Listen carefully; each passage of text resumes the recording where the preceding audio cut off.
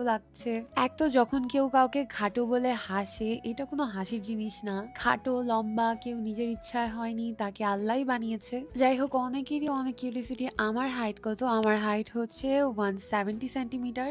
হয়তো ক্যামেরায় দেখলে বোঝা যায় না আমি বাস্তবে কিরকম, বাট যখনই বাস্তবে আমার সাথে কারো দেখা হয় তার রিয়াকশন কেন জানি না এটাই হয় ফার্স্টে যে তোমাকে তো অনেক ছোট ভাবতাম, বাট বাস্তবে তো তুমি একটু লম্বা। আর আরেকটা মজার কথা কি জানেন, আমি ছোট থেকে যতদিন না পর্যন্ত বুঝতে পেরেছি যে লম্বা হওয়া কোনো খারাপ জিনিস না, আমার কাছে ফিল হতো কেন আল্লাহ আমাকে এমন বানিয়েছে, কেন আমি চিকন, কেন লম্বা, কেন এটা কেন সেটা। কারণ সবসময় আমাকে এটাই ফিল করানো হতো আশেপাশ থেকে যে আমি দেখতে সুন্দর না, আমার চেহারাটা সবার মন মতো না, বা আমি এত লম্বা, আমার জন্য লম্বা ছেলে কোথা থেকে খুঁজবে। মানে আত্মীয় স্বজনদের এক এক ধরনের কথা। ইভেন কি আমার স্কুলের কিছু ফ্রেন্ডরা ছিল, তারাও আমার সাথে ছবি তুলতে চাইতো না বা আমাকে ছবিতে পিছনে দাঁড়া করাতো কারণ আমি লম্বা। এরকম কি আপনাদের সাথেও কখনো হয়েছে যে কারণ ছাড়া কেউ আপনার মন খারাপ করেছে বাট আপনি কখনো উত্তর দিতে পারেননি? অনেকেই বলে যে ছেলেদের নাকি শুধু সবাই টাকা দেখে, বাট একটা মেয়ে মাথা থেকে পা পর্যন্ত পুরোটাই জাজ করা হয়, যেটা সে নিজেরটা নিজে বানায়নি।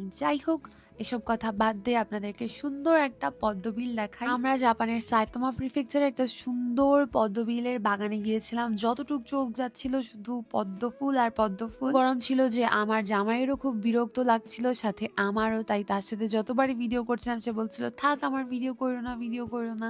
আর ঠিক ততবারই আমার রাগ উঠছিল, কার কার জামাই এরকম যে কোথাও ঘুরতে গেলে মন ভালো কি উল্টা ঝগড়া করে বাসায় ফিরতে হয়। সবচেয়ে বিরক্ত লাগে সারাটা দিন যখন হাতে ফোন থাকে। এই রিলটা দিয়েছে, আপনারা সবাই অনেক রিলেট করতে পেরেছেন। মানে সব ভাইয়ারা একই রকম হয়, বউয়ের থেকে বেশি ইম্পর্টেন্স ফোনকে দেয়। তাই আমি ভেবেছি নেক্সট টাইম যতবারই ঘুরতে যাব তার হাত থেকে ফোন নিয়ে আমি গাড়িতে রেখে দিব, যাতে সে ঘুরতে গেলে ফোন না টিপতে পারে। যাই হোক, অভিমান পর্ব শেষ করে যেহেতু চলে যাব, সুন্দর পিকচার ভিডিও তুলে নিচ্ছি। এই প্লেসটার সাথে এই শাড়ি, এই লুকটা অনেক সুন্দর যাচ্ছিল। আর এই শাড়ির কালারটা কিন্তু আমি চুজ করেছি আপনাদেরই একজনের রিকোয়েস্টে। স্ক্রিনশট নিয়ে রেখেছিলাম বাট খুঁজে পাচ্ছি না। আপনি যদি ভিডিওটা দেখে থাকেন অবশ্যই কমেন্ট করে জানাবেন। আর দেখেন কি সুন্দর পদ্ম ফুল আর পদ্ম ফুল। সেই দুপুর দিকে আসছিলাম, ঘুরতে ঘুরতে বিকাল হয়ে গিয়েছে।